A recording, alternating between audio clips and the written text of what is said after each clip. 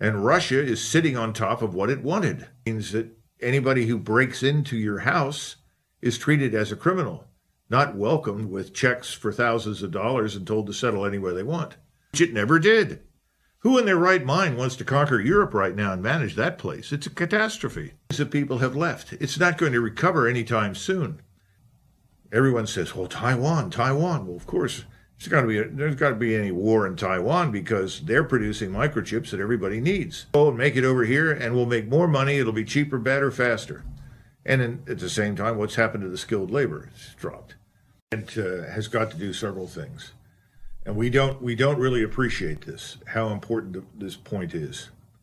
First and foremost, we have to enforce the law. I talk to people from all over the world who come to this country, who become citizens. They take 5, 6, 7 years to become citizens. And they come from Turkey. They come from Pakistan. They come from Thailand. They come from Italy. Wherever they come from. And one of the first things they all say is, I love this country because I can do business here. And most of these people that come here legally actually want desperately to do well in business. They want to get out there and earn money, improve themselves. And I said, well, why is that? He said, because you don't have to bribe everyone to do something. Everywhere you go, you have to bribe someone in most countries in the world. We don't go through that. That seems like a minor issue, but this is breaking down in our country. The law is not being rigorously enforced. And as you pointed out, I think we were talking earlier about taxation. The power to tax is the power to destroy, and the tax structure is a disaster. It does far more harm than good. We are not harvesting the kind of income from the population that we want. We're harming the population in many cases. So you've got to reform the tax structure, but first and foremost, you have to enforce the law. That means you close your borders. That means that anybody who breaks into your house is treated as a criminal, not welcomed with checks for thousands of dollars and told to settle anywhere they want.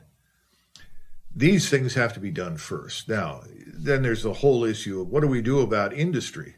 How do we repatriate a lot of manufacturing? Well, I think a lot of that will occur largely because you can no longer operate overseas and have the wonderful margins of profit that you once did in the past.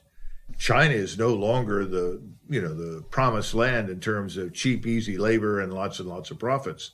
So a lot of the manufacturing in China is moving down into Southeast Asia, into Indonesia, Malaysia, and so forth. We have to do that, and there are ways to do that. And I think that was something that President Trump wanted to do in his first term. Maybe this time around, he'll have a way to do that. Tariffs are a big problem. People say, well, we have to punish these people. Why do we have to punish China?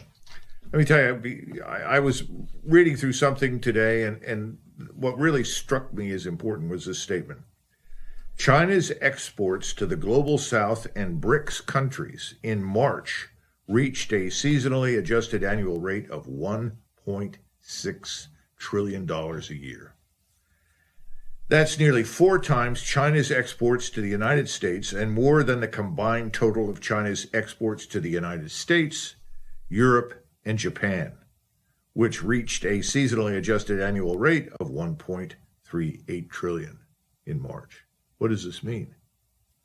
How do you punish China? China has moved on. It has expanded, it is adjusted, it's prepared to deal with us on a far less advantageous plane than the one we previously enjoyed. It's very similar to Russia. Remember, we're going to harm Russia.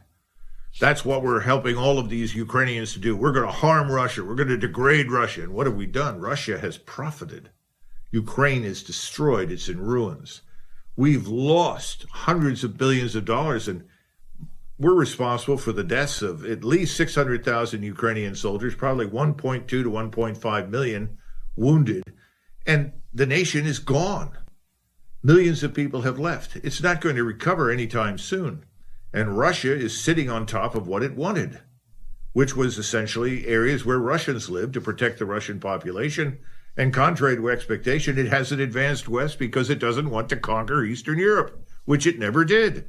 Who in their right mind wants to conquer Europe right now and manage that place? It's a catastrophe. People just don't think any of these things through. So what we have today, I think, in China and in Russia are the very opposite of the things that we anticipated. So the whole idea of sanctioning, threatening, bullying has got to go away. It just won't work. So we have to take out a clean sheet of paper and look at the true balance of payments, the true commerce, the commercial traffic. What's it look like? What do we produce? What do we create that they buy? What do they produce that we need? People like Lighthizer, who I think was a very brilliant man and did a great job under President Trump, they're going to have to take out the clean sheet of paper and start from scratch. I think this financial and economic crisis that looms over the horizon will probably... First of all, I'm not the visionary who sees the Armageddon. I'm someone who is sitting by the side of the river, watching the waves roll by and listening to someone like Nassim Taleb, the man that coined the phrase, the black swan. Mm-hmm. And he points out that if you look at the bottom of the hill, there's a pond down there and there are lots of black swans and they're ready to take off. And he said, this is back in March of this year, I think he was on MSNBC, which I like to watch because they do bring on some great guests. I don't care for their analysis, but the guests are great. And Nassim Taleb said, look, Armageddon is just over the horizon. This is fake money. This is not real. It's all going to collapse. There is no production, and the people up the top, they have no skin in the game. So Armageddon is just over the horizon. I think what he's saying is that the financialization of our economy, the transaction fees that are the source of wealth for the top, 1 or 2% or 5%, that's not going to work much longer. And at some point, everybody is going to refuse to deal with you. Now, we're going to have a strong dollar for a while, which is not necessarily good for us for a while. I don't know how long that lasts, but at some point that's going to change. We've already seen the petrodollar begin to move away because we watched Saudi Arabia and the Emirates. They're all marching into the BRICS architecture. And that's very important. Bank failures are just beginning. We've had the problems with First Republic. Then now we're going towards Bank of America, which looks very bad, similar to what was UBS and so forth. I think that's the number one concern. First are these bank failures that we're going to start experiencing. The tariff war, we already explained why tariffs aren't going to work, so that's a dead end. Fed tightening and easing too late. What did the Fed do? They said, well, we're going to drive down interest rates. What's happened in the bond market? Where are the yields? They're rising and rising. This is sort of like you're trapped in a room and you've got this much oxygen left in the room and you're everything else is underwater. And you're trying to tell yourself the fundamentals are good. I know this is going to work. And if I just blow bubbles long enough, there'll be more oxygen up there. No, I don't think so. So I think that's part of the thing. And the financial crisis that we're confronting, look at Japan, look at the United Kingdom, look at Germany. The systematic deindustrialization of the country, which is not very different to a large extent from what we've been doing to ourselves over the years by exporting manufacturing bases. And finally, gold. Gold is up 30%.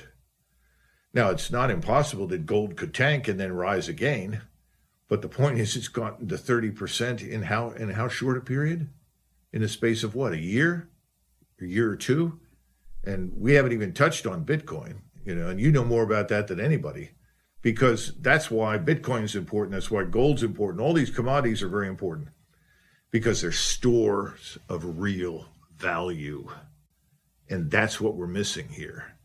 You can't run a fake economy on fake money for very long and get away with it. We've been doing it at least for 30 years, maybe longer. Some people want to go back to when we came off the gold standard. That may be true. But we're definitely running a fake economy with fake money. Now, what we say here at Our Country, Our Choice is that we have to focus on certain specific things. We talked about rule of law. We've got to get out of all these conflicts. These are just sapping our strength. They're wasting our time, money, and energy. We're not living in 1900. This is not the era of gunboat diplomacy. We've got to get out of this business of intervening all over the world in other people's affairs. It's just not, it's unaffordable. We can't sustain it. We don't want it. And we're creating new enemies. But the first thing we need to do is we've got to say, where are we going to focus our efforts? Energy is absolutely number one. Donald Trump understands that. Energy is critical. And everybody says, well, that's right. We'll just get going really, really fast. We'll start fracking and we'll start this and that and everything else. Stop a minute and think about something. How many refineries do we have in the United States? When's the last time we built any new ones? How many drilling platforms have we recently started and opened? And when was the last one that was abandoned? You can't go to an industry like the oil industry and natural gas and say, okay, restraints are off. It's time to go, boys. Right. Huh? Where's the capital? How do I do this? How do I get it rolling and running? But energy is critical. Energy, energy, energy. The second thing is high-end manufacturing. You talked about what do we make? We used to be the leader in microcircuitry in the world. Go back 30 years and we were producing all this complex microcircuitry, which powers all of your precision munitions, not just in the military, but in a whole range of areas. What do we build now? Everyone says, well, Taiwan. Well, of course, there's got to be any war in Taiwan because they're producing microchips that everybody needs. Well, why has that happened? It's because we shipped it out. We exported it. The so-called ruling elite, the ruling class, abandoned the American people and said, to hell with you. We'll go and make it over here and we'll make more money. It'll be cheaper, better, faster. And then at the same time, what's happened to the skilled labor? It's dropped. Agriculture.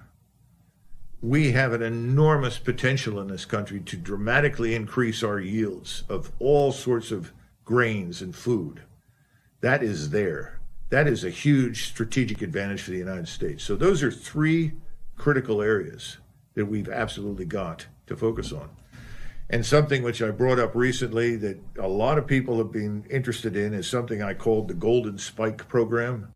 Have you heard that? No. Well, the Golden Spike Program was something that a very smart former Navy nuclear submariner and I wrote in the Washington Times back in 2017, and we tried to get the attention of the White House and the lady in who was it, the Secretary of Transportation, and she was married to I think it was Senator Mitchell. I can't remember her name, but no one would touch it. But it's very simple.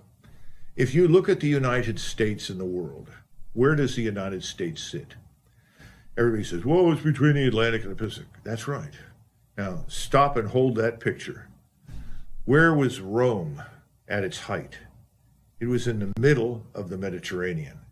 It was surrounded by water, and ultimately being positioned in the center of the Mediterranean made it a power in and of itself. It was an economic and financial power, much more than it was necessarily a manufacturing power at that point. But everything had to cross the Mediterranean in business and commerce, and Rome profited. Right now, the Chinese and the Russians and most of the Central Asian republics are so sick of dealing with us that they're trying very hard to bypass us. Well, how do you bypass us? You've got to build rail and transportation networks that run from China, almost virtually from the coast, because China is referred to in East Asia as the banana. Because if you look at where all the population is, it's shaped like a banana. It's all along the coast. There's nothing inland. I don't want to say nothing, but comparatively few people.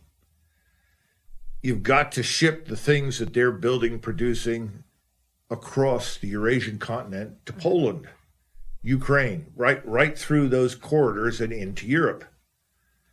But that's not easy. Not only is it an engineering catastrophe that it takes years and tremendous investment, but it also means that you've got people all along the way who have their hands out. You want permission? You got to pay. You got to pay. You got to pay. We have a tremendous advantage, much like the Romans. We speak one language from the Atlantic to the Pacific. There are no intervening countries. There are no intervening tariffs or regulations or anything else. If we build fast sea lift that can move from France, from Rochefort, if you go on the European map and look at the western part of France, that's one of the major terminals for trains all over Europe and reaching into Asia. If we build fast sea lift from there to the East Coast and fast sea lift from the West Coast to China and back, and in the middle, we build fast trains that can pick up goods and very rapidly move them at light speed across the United States, we can outpace anything they move across Central Asia because there's nothing to stop it. There's nothing to interfere with it. Why aren't we doing it? We should be doing this. You want an industrial revolution, a new one, a new scientific industrial trade revolution, a revolution in commerce. That's it. Now, we can all wait around for light, gravity, and magnetism to be related.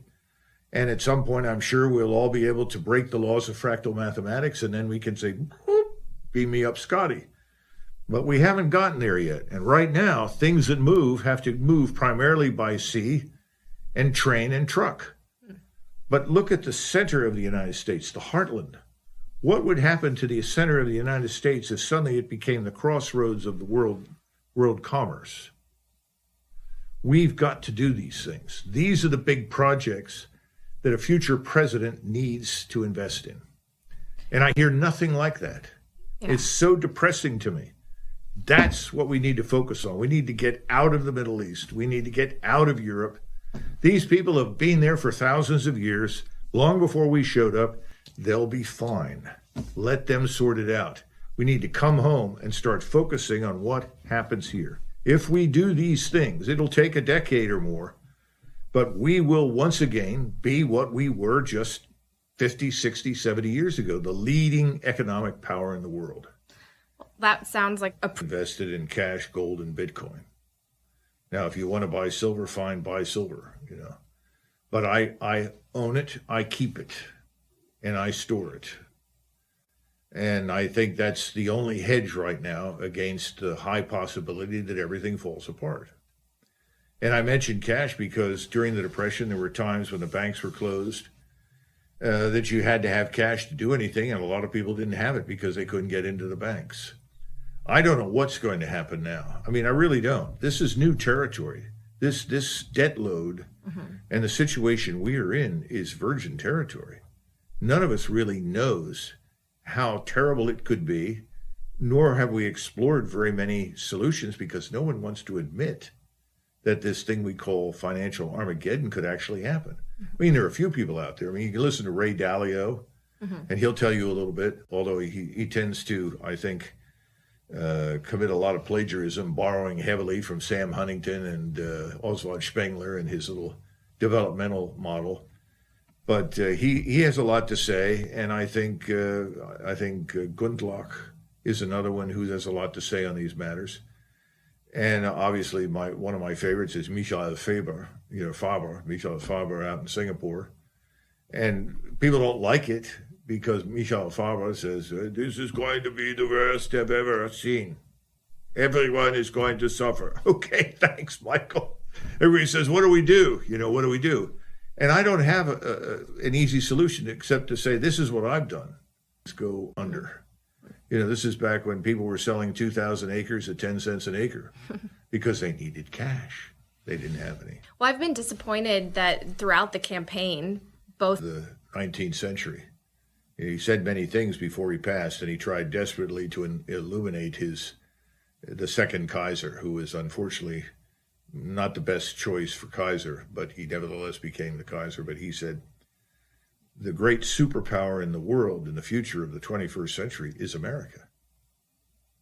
And people say, well, America? Why? America has almost no army. America has a very small navy. But America led the world in what? Steel, oil.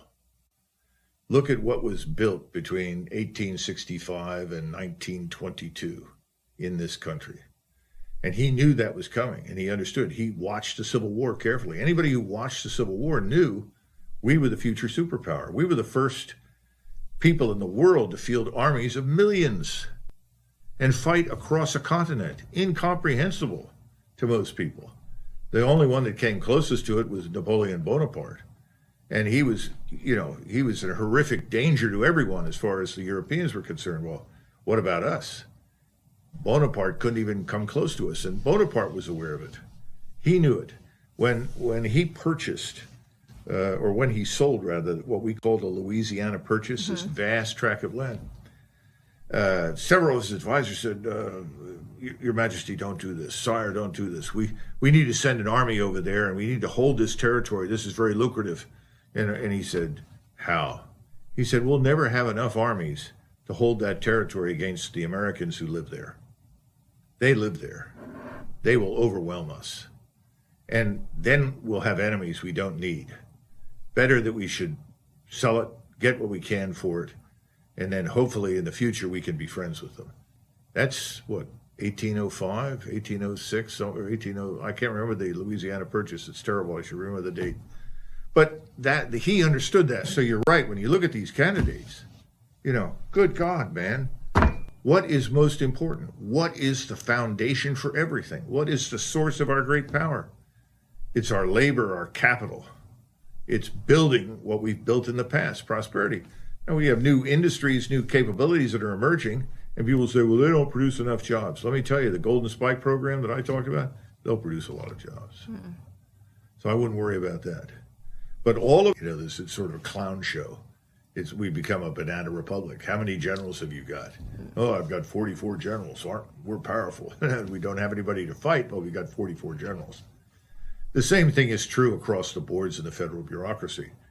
And I think President Trump has said on more than one occasion, we've got to get rid of the Department of Education. We've got to get rid of, I think the Department of Agriculture needs to go away. That we were a country that at the time we founded the Department of Agriculture in the early part of the century, it was necessary to manage the massive production of food and so forth. That's not required anymore. I don't think we need a Department of Energy. Now, how do you get to the point where you can dismantle and liquidate these bureaucracies? Crisis. Crisis is everything. As long as there is no crisis, as long as the money printing press is running, oh, everything's fine. But as Ben Stein likes to say, at some point, everything stops. Because it can't go any further, and that's where we're headed. I often go back to Eisenhower as a president, because Eisenhower identified some of the attributes that he thought were important.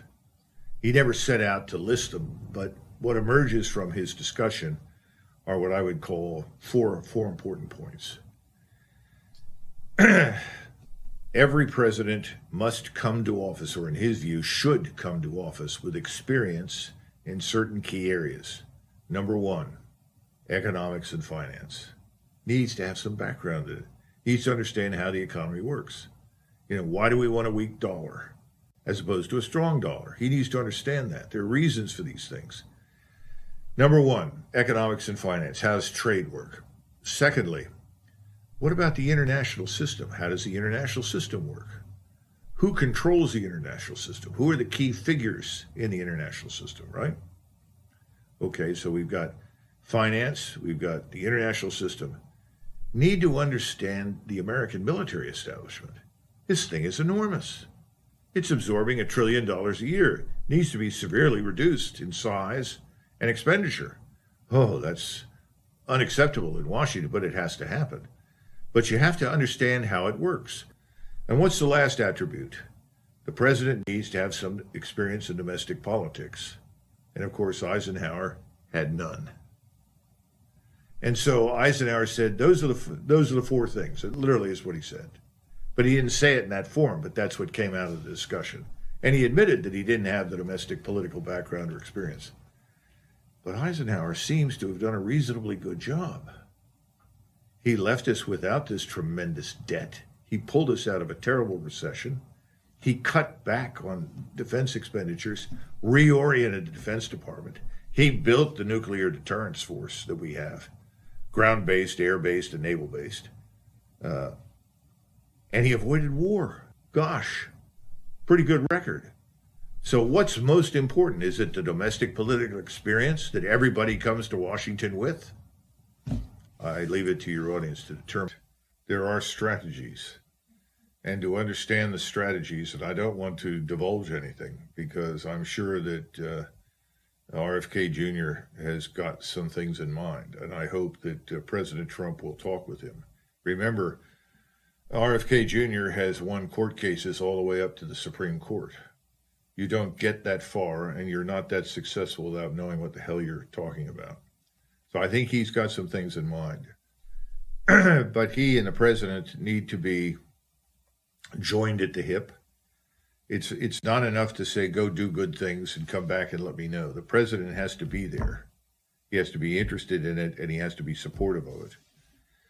But go back and look at Teddy Roosevelt and what he did to break up the monopolies, the trusts, when he broke the trusts. There were a lot of interesting strategies that he employed, and he was very successful. And of course, he used to say, they said, who do you most admire in the world? And he used to say, well, I really admire J.P. Morgan. And they'd say, what?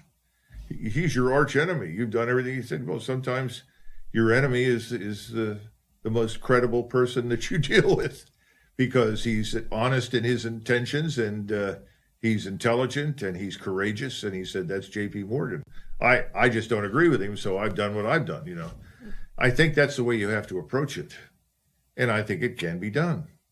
But it's going to take those two to work together on that piece. Just as if you're going to do anything about defense, first of all, the president has to appoint someone to do it. All of the people that are currently under consideration for assignment to the Department of Defense are not going to do anything. They're happy to sign on and ride the train. Mm-hmm. That's the big problem that you have with a lot of people in Washington. They don't really want to do anything. They just want to be something. Yeah. Because if you do something, you're going to be very unpopular. We talk often about George Marshall as Chief of Staff of the Army. And, the first year he was in office, he retired 54 generals and 490 colonels. And everybody says, he was a great man. Well, wait a minute. At the time he did that, he was the most hated man in Washington. Eisenhower recounted when he was promoted to brigadier general, the wife of a general who'd been retired came up to him and said, who are you? You weren't even in the First World War. You did nothing. My husband was there. My husband was highly decorated. It was very embarrassing for him and his wife. But that man was not a bad human being, but for things to change, he had to go. And I'll finish with this particular point back with Eisenhower, because Eisenhower was not somebody that President John F. Kennedy liked. He didn't care for Eisenhower very much personally. But on the day of his inauguration, after the inauguration, he finally turned to Eisenhower and said, General, can you give me any advice, last advice? And Eisenhower sort of looked down and said, yes. He said, if you want to be a successful president, be a good butcher. And Kennedy was taken aback and couldn't understand what he meant. He said, if you can't fire people and remove people, then you better damn well find someone else to do it for you, because people will deceive you. People will be disloyal. People will fail to do what you told them to do. If you don't get rid of them, they will do you in. They will drag you down. Eisenhower was right. And of course, then JFK went through the first ugly experience of the Bay of Pigs and discovered what he was dealing with in the CIA and the military. And he asked Eisenhower, can I talk to you? And he said, sure. So he flew up, and they spent hours together walking around his farm in Gettysburg. And, JFK was shaken by what he'd experienced and how people had lied to him. Then subsequently, he performed infinitely better during the Cuban Missile Crisis. But he discovered again that he was dealing with problems of the same sort. You can't wait to do away with people, to dispose of people, to replace people who are not loyal to you. And when I say loyal to you, loyal to your agenda. You come to office with an agenda. And that's what you're expected to execute. If you can't do it, if it crosses your conscience or something, it's incompatible, well then leave. Before we wrap up, I do want to ask you, do you think that we are potentially headed toward greater conflict with everything happening in the Middle East, potentially war with Iran? Everybody here thinks this is just another minor conflict where the Israelis are just going to deal with these troublesome Arabs and it'll be over. Nobody here on Wall Street really understands what you're talking about. So I'm going to try and explain that right now, what I'm talking about. This is not just another Middle Eastern dust-up. This is not just about dealing with Arab armies that are large but demoralized and badly led. This is a new Middle East with new actors in it and new people. Israel is taken on effectively now the entire Islamic world. Now, the people that the Israelis have not worried about for a long, long time are the Egyptians, for instance. But even in Egypt, they are quietly mobilizing troops. They are getting ready for a war that they think they cannot avoid. And they don't want a war with Israel.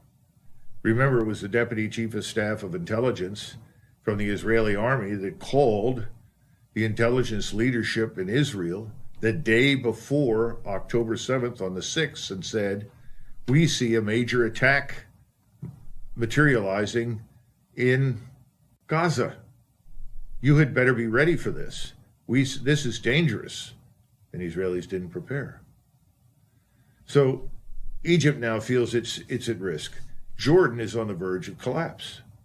The population is enraged at the mass murder and expulsion campaign in Gaza, these people.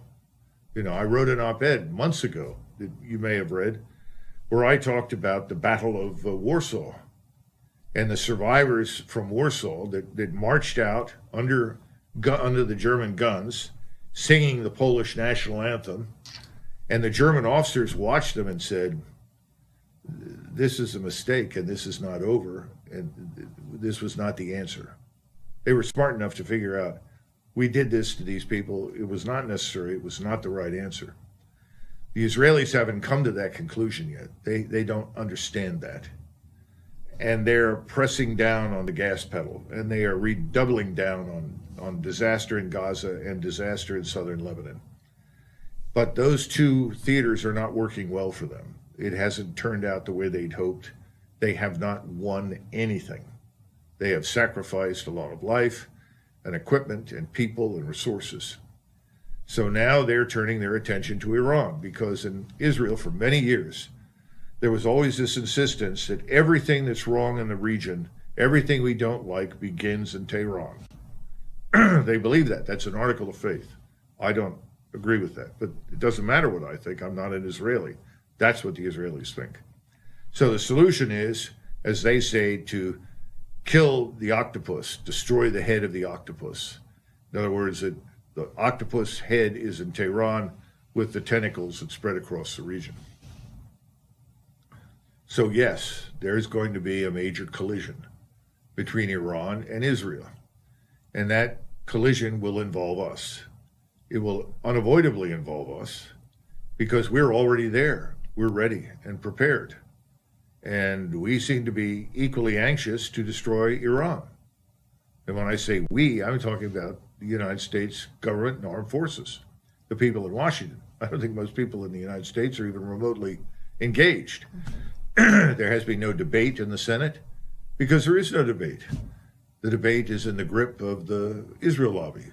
They operate, the Senate and the House as far as our foreign policy is concerned in the Middle East. So we're headed down that track. And what is that going to produce? Well, we're going to take losses. And ultimately, the Russians have made it very clear that they will not tolerate the destruction of Iran. And they have done everything they can within the short time that's been available to them when this business started to give the Iranians what they need to defend themselves in terms of missiles and rockets and so forth. When I say defend, also to strike Israel as a matter of deterrence. They are still shipping in Su-35 aircraft, and Russians are training Iranian pilots who are actually pretty good how to operate the equipment. Now, yesterday, I think Mr. Netanyahu fired the current Minister of Defense. This was Mr. Gallant. And he was the one that said that, we are taking losses in southern Iraq and things aren't going that well. But this is the most just war we've ever fought in his mind. And now he's gone.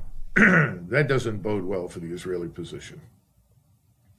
So the only thing that Mr. Netanyahu's got left and his supporters is to bring us in.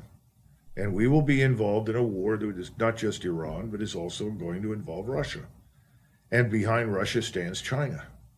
And the other interesting part of this is that all the countries in the region, Muslim countries around the world in general, but the countries in the region have all now finally turned against Israel.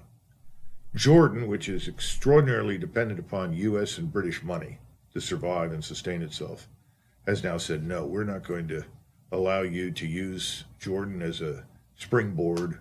We don't want you to use our airspace. Of course, they can't stop us, but they've denied it. The Saudis have said the same thing.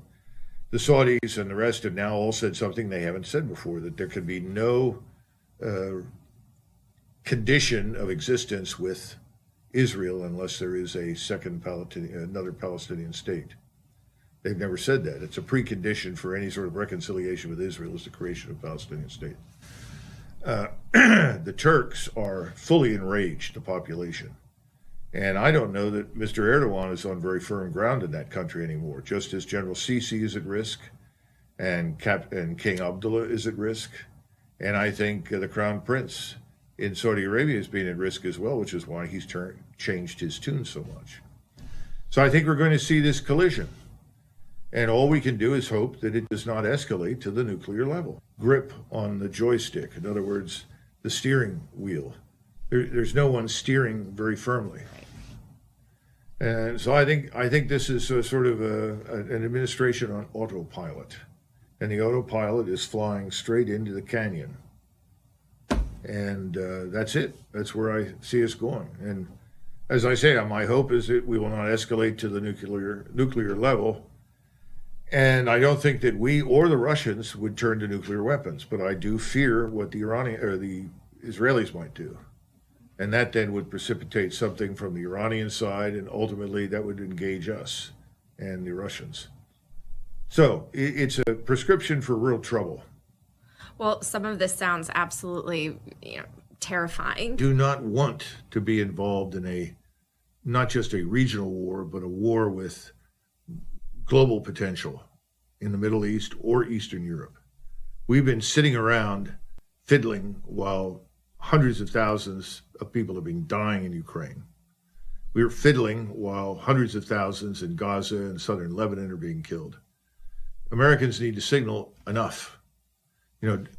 Donald Trump said something that I think is a very good thing. He said, I want the killing to stop. That's what Americans need to signal. And you will be heard. You've got to send this message collectively, all of you together. You've got to send that message in any way you can, every day, constantly, saying this is not what we want. There's a good chance that it will be heard, because what's the one thing that every politician wants to do? Get reelected. And if he thinks or she thinks this could ruin me, then maybe I'm not going to do it. So that much I would do. And otherwise, I always tell everybody there's an old statement. Years ago when I lived in Europe, and then when I was an exchange student in Germany, I would visit Cistercian monasteries along a line that went up through central Germany, going back into the 7th and 8th centuries. Literally, this was the edge of Christianity.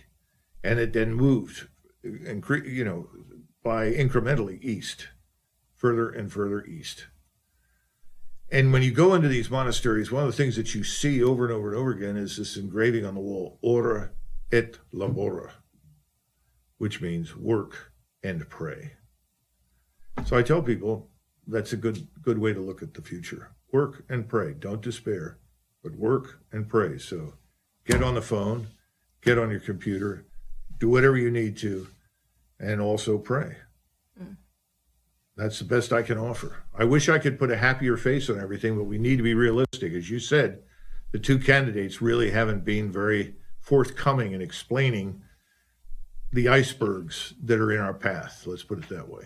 Yeah, well, I think that's a powerful message.